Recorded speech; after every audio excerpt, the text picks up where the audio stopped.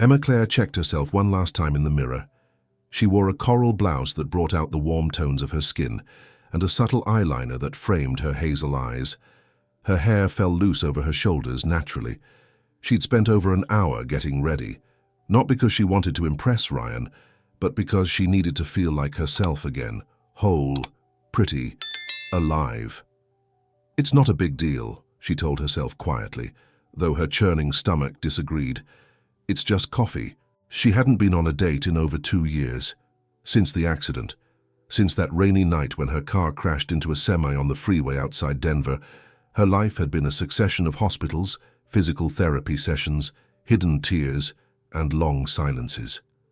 Losing the use of her legs hadn't been the hardest part.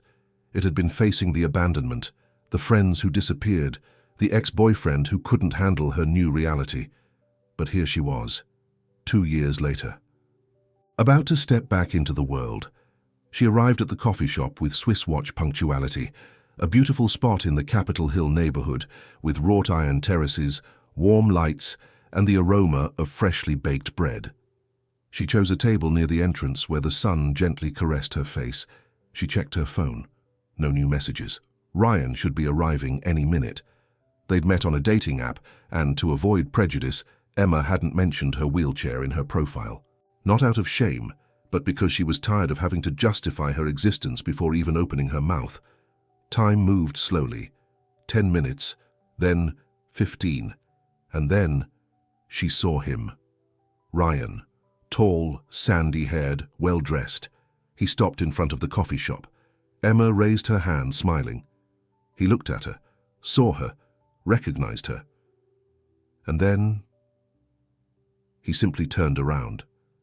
Emma blinked, confused. A buzzing sound grew in her ears. Minutes later, her phone vibrated. "You didn't say you were..." "Like that. Not my thing. Good luck." "Like that." Those 2 words were enough to crumble her, as if her existence were an anomaly, as if the wheelchair defined everything she was. She swallowed hard. She wasn't going to cry. Not there. But the tears, treacherous, were already starting to sting her eyes. She pretended to study the menu, faking normalcy in front of the other customers. She felt like everyone could see the rejection stuck to her skin. And just when her heart was about to overflow, a little voice interrupted the silence. "Are you sad?" Emma turned, surprised. In front of her stood a little girl, about 5 years old, with golden curls and a dress covered in unicorns, looking at her with big, curious eyes. She clutched a pink stuffed animal, also with a sparkly horn. "Does something hurt?" the girl insisted, frowning. "My grandma says that if you cry on the inside, your thoughts get all wrinkled." Emma let out a broken laugh. The situation was absurd, but that childish spontaneity hit her right in the center of her chest. "It doesn't hurt that much," she replied. "I'm just a little disappointed." "Like when you drop your ice cream?" the girl asked with complete seriousness. "Exactly, but worse." The girl thought for a few seconds, then she held out her unicorn toward her. "Here. Her name is Sparkle. When I'm sad, she makes me feel better." Emma couldn't help it. Tears, sweet ones this time, began to well up. She took the stuffed animal carefully, as if it were a sacred treasure. "Thank you. You're very sweet." "I'm Lily," the girl replied. "And you?" "Emma Claire." Emma sounds like a princess name. Before she could respond, a male voice reached them. "Lily, what are you doing?" "I told you not to wander off." The man who appeared was elegant, in a white rolled-sleeve shirt, understated watch, and perfectly trimmed beard. His eyes, dark and attentive, settled on his daughter and then on Emma. His expression changed from mild annoyance to genuine surprise. "I'm so sorry, I didn't mean for her to bother you," he said while taking his daughter by the shoulders. "Sometimes she's a little too sociable." "It wasn't a bother at all," Emma replied, still smiling.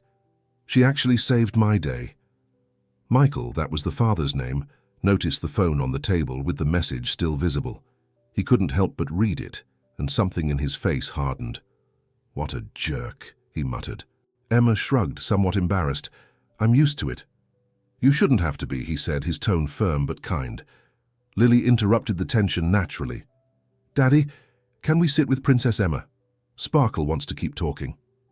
Michael let out a low chuckle, looking at Emma with a mix of sympathy and complicity. "Only if the princess accepts." She hesitated for a second. Part of her wanted to escape, go home, forget everything. But there was something about this little girl and her father, something comforting. "Sure, I accept." They ordered another round of coffee. Lily ordered a chocolate cupcake and shared every bite with Sparkle and with Emma. Michael asked about her work, and Emma talked a bit about her career as a freelance graphic designer. The conversation flowed without pressure, without awkward silences. "And what do you do?" she asked after a while. "I have a logistics company. Nothing exciting. The interesting part is that I get to take Lily to school every day." "That's definitely exciting," Emma replied, smiling. Time seemed to have dissolved. Outside, the afternoon was beginning to turn orange. Lily was already yawning, hugging her unicorn. "We should get going," Michael said as he stood up. "But would you like to see each other again?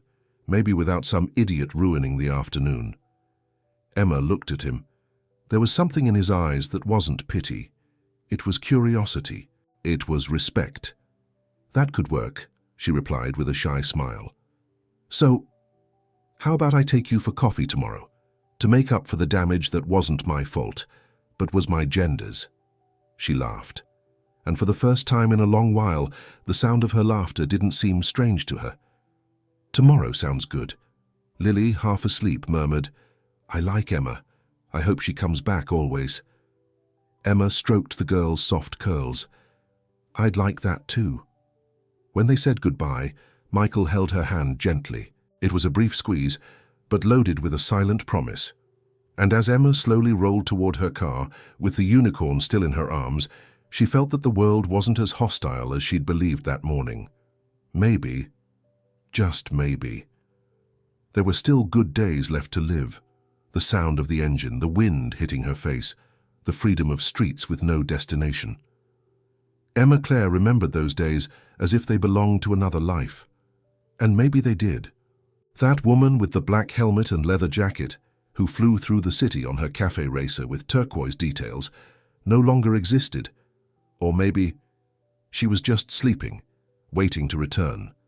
In the mornings, she used to wake up early, have strong coffee while reviewing the day's tasks, and then immerse herself in graphic design projects for fashion brands, artisan coffee shops, and even social campaigns. She was good, and she knew it.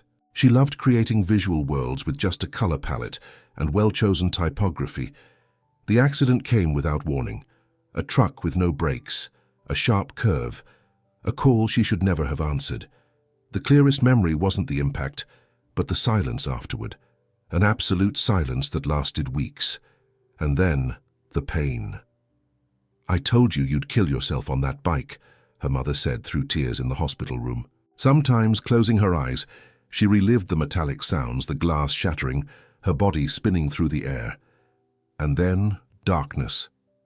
Now, in her small apartment, with the unicorn Lily had given her sitting on the shelf, Emma was beginning to feel that something could be rebuilt. It wasn't the same, but not everything was lost. On the other side of town, Michael sat in front of his laptop, his coffee forgotten and his brow furrowed. He'd typed Emma Claire into the search bar and then added graphic design on instinct. It wasn't something he usually did, but that woman had stayed in his mind since that encounter at the coffee shop. Her laugh, her dignity in the face of rejection, the sweetness with which she'd treated Lily, and something else, something he didn't know how to name. And there it was, a blog titled Weightless Bodies, digital illustrations full of color and strength. Women of all shapes and tones, with wings, with scars, with fire in their eyes. Each entry came with phrases like, "I'm not broken, I'm transforming." Michael couldn't stop reading. He spent almost an hour exploring her work, and when he closed the laptop, he'd already made a decision. That night, while preparing dinner, Lily asked him point blank, "When are we going to see the pretty lady with the unicorn again?" Michael laughed. "You liked her?" "I like how she sees me, not like grown-ups do. She really sees me." His daughter's sincerity disarmed him. The next morning he gathered his courage and wrote a message. "Hi, Emma Claire. I was wondering if you'd like to go to an exhibition this weekend. It's accessible art. I think you might like it. Lily also wants to see you. I haven't stopped hearing about Sparkle the unicorn." It took 2 hours to get a response. "Sounds good, only if you promise it won't be weird." "Promise." The gallery was in the Cherry Creek neighborhood, in an old house adapted with ramps, braille signage, and tactile murals. Michael chose it on purpose. He wanted Emma to know he thought about the details, but without showing off. She arrived on time, wearing a teal blouse and geometric earrings. Lily ran to hug her without hesitation. Michael, seeing her, felt that same strange pang in his chest, a mix of admiration and something warmer. The tour was peaceful.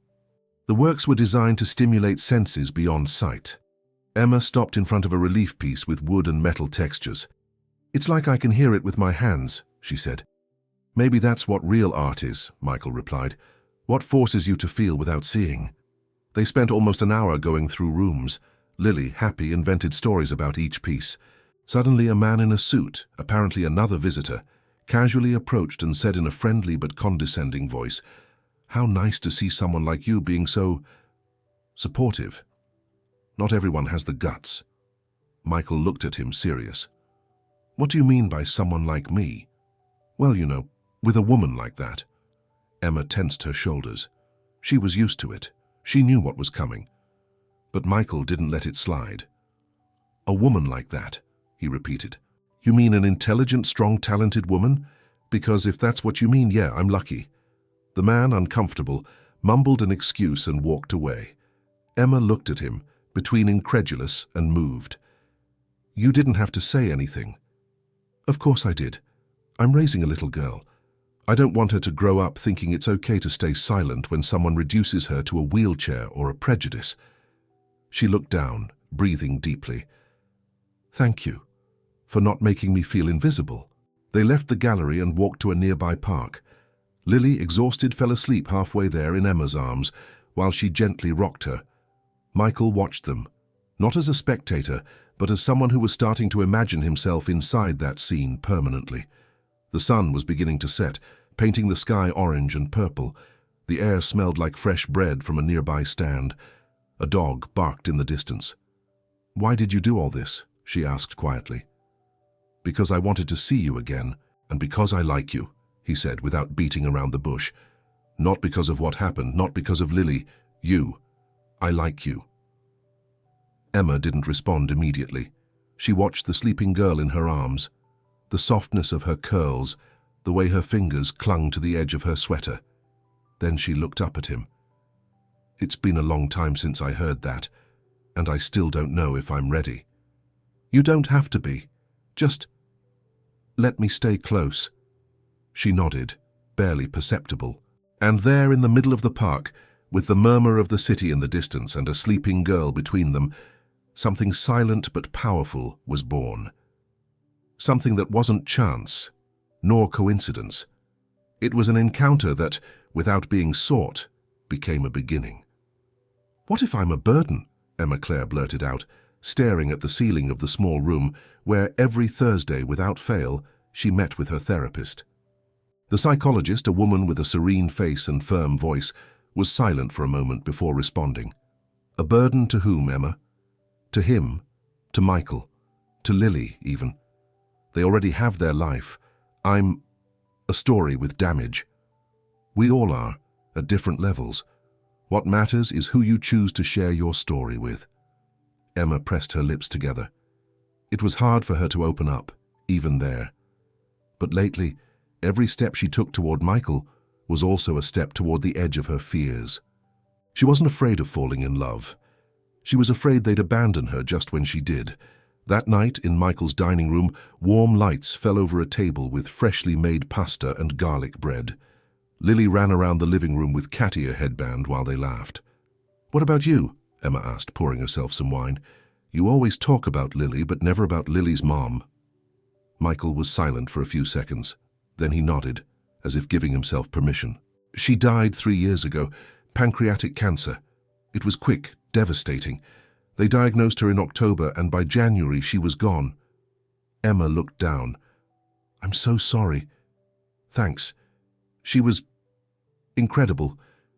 But it's not easy to talk about. Not because it hurts," he clarified, "but because I'm afraid people will think I'm still tied to the past." "Are you?" Michael thought about it before answering. "No. I learned to let go with love. What I have left is gratitude. And Lily, of course. And your sister helped you raise her, right?" "Yeah, without her it would have been chaos, but I still feel like something's missing, or someone." The silence that followed wasn't uncomfortable. It was a space full of meanings that neither wanted to interrupt. Days began to pass between coffees, park afternoons, impromptu video calls, and simple dinners at home. Emma felt like she was discovering the world again, but with different eyes. Lily, for her part, soon started calling her with nicknames that melted anyone's heart. "My Emma," "Unicorn Mommy," the pretty one with the laugh. One afternoon, while painting together with watercolors, Lily suddenly said, "What if you were my new mommy?" Emma froze. She looked at the girl, then at the drawing of a unicorn and a woman with wings she'd painted without thinking. "Would you like that?" she asked, measuring each word. "A lot. Because you don't leave when I cry. And your hair smells nice." Emma hugged the girl, feeling something inside her break, but not from pain, but from a tenderness she'd never known. But the past, as always, doesn't warn when it returns. One afternoon, while leaving a coffee shop in the Lodo neighborhood, pushing her chair down the entrance ramp, a familiar voice stopped her. "Emma, is that you?" It was Ryan, thinner, without the same arrogance, with a guilty face that almost seemed genuine. She remained motionless, as if her body knew before her mind that this moment would come. "I needed to see you and apologize," he said, approaching slowly. "What I did was stupid. I didn't know how to react." "It wasn't stupid," she replied, without raising her voice. "It was cruelty and cowardice." Ryan looked down. "I swear I've thought about you a lot. I regret it." "Don't," she interrupted, calm but firm. "I don't want your guilt. It doesn't serve me. I just want you to understand that what you did didn't destroy me. It hurt me, yes, but now I have something more valuable than your approval. I have peace." Ryan didn't know what to say.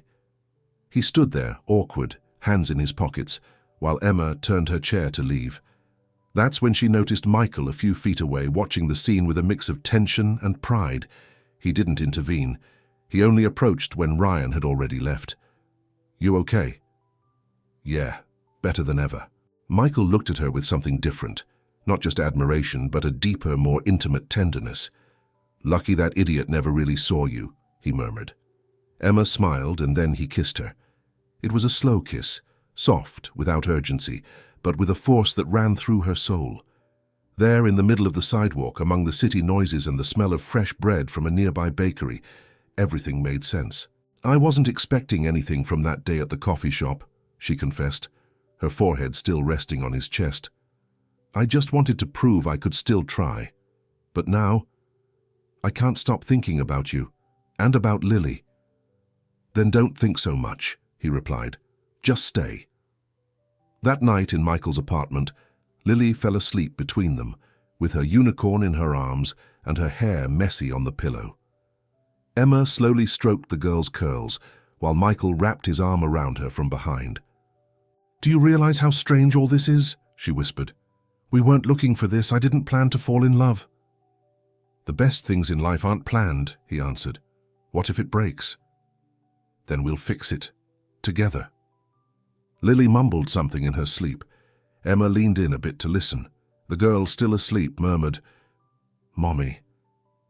Michael and Emma looked at each other. Neither said anything. They just stayed like that, embraced in silence, hearts full and souls light. That night, for the first time in a long while, Emma didn't dream about the accident. She dreamed of a house with a garden, with laughter in the kitchen, with drawings on the wall, and with a girl running toward her shouting, "Mom!" And in that dream, there was no wheelchair. But it didn't matter either, because the love surrounding her was bigger than any limitation.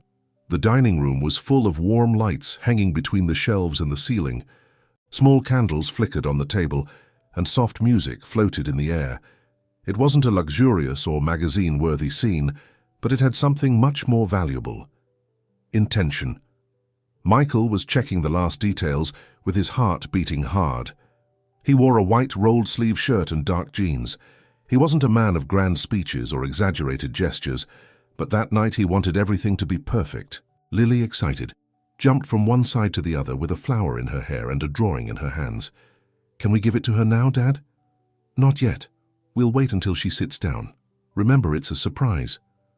When Emma Claire entered the dining room, with her hair loose and an emerald green blouse, her eyes opened in surprise. The room was decorated with small details that only someone who knew her well would know to include: sunflowers in a clay vase, hand-woven napkins, a Nora Jones song playing in the background. "What is all this?" she asked, smiling. "Dinner," Michael replied, shrugging, "with two people who make me feel like anything is possible." Lily approached and handed her the drawing. It was a crayon portrait of the three of them, her, Michael, and Emma, holding hands under a rainbow. "Is that me?" Emma asked, moved. "Yes, and look," the girl pointed, "it says my family. You're already part of it." Emma swallowed. Her heart was so full it hurt a little. After dinner, Michael stood up, knelt next to Emma's chair, and without a box, without a diamond ring, offered her a small silver band that had the word "chosen" engraved inside. "I don't have pretty words prepared because what I feel for you is very simple.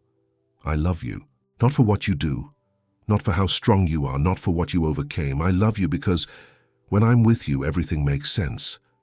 I want to build my life with you, with Lily, with whatever comes. Will you marry me?" Emma was silent, not out of doubt, but because tears wouldn't let her speak. She looked at the ring, then at Michael, then at Lily, who watched her as if her answer was the key to saving the world.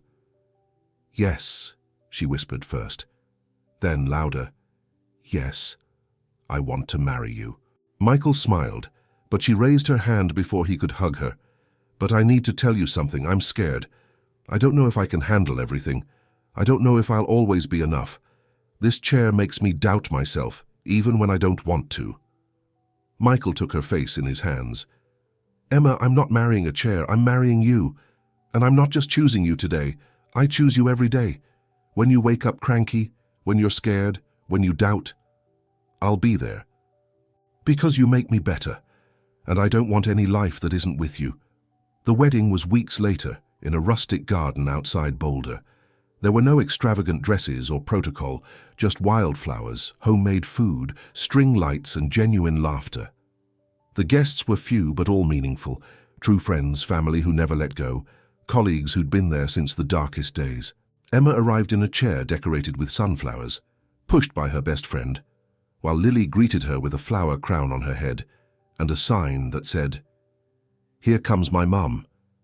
Emma's heart squeezed hard, seeing Michael waiting for her under a wooden altar covered with bougainvillea. He was nervous, yes, but his eyes shone as if he were seeing a queen. During the vows, Michael spoke with a firm voice, reading nothing. "Today, I don't promise perfection. I promise truth. I promise to care for you when you can't do it alone, and respect your strength when you want to do it yourself. I promise to dance with you in the kitchen, cry when you need it, and not let go of your hand, even on difficult days. I promise that this family we're forming will be our refuge. I love you." Emma took a deep breath. Her words trembled, but her gaze was sure. "I didn't know if this was possible for me, not after everything I lived through, but you came, and your daughter, and their laughter, and their hugs, and I understood that yes, I deserve love, not as consolation but as a choice. I promise to love you with my whole story, and walk with you, even if I don't use my legs." Tears ran without disguise among the guests, and then, when the emotional silence filled the air, Lily stepped forward to the center with her childish but determined voice. "Nobody can be mean to my mum, because now she has a family that loves her very much." Laughter mixed with more tears. Michael picked up his daughter and hugged her while Emma stroked her hair. The rest of the day passed with live acoustic music, guacamole, cornbread, and red velvet cake. Emma and Michael danced, though she didn't get up from her chair. He knelt in front of her, taking her by the waist, moving to the slow rhythm of an old ballad. The photographs captured true smiles, tight hugs, and a girl asleep on the lap of a woman who, without meaning to, became her soul's mother. As night fell, the sky filled with stars. Emma, sitting by the fire, watched Lily sleeping on a blanket, and Michael serving hot chocolate. She thought about the accident, about Ryan, about therapy, about each moment of doubt. And then she thought about that little girl with a pink unicorn who changed the course of a day that seemed lost. And she smiled, because she finally understood that sometimes what we fear most can be what we need most. And that's love, no buts.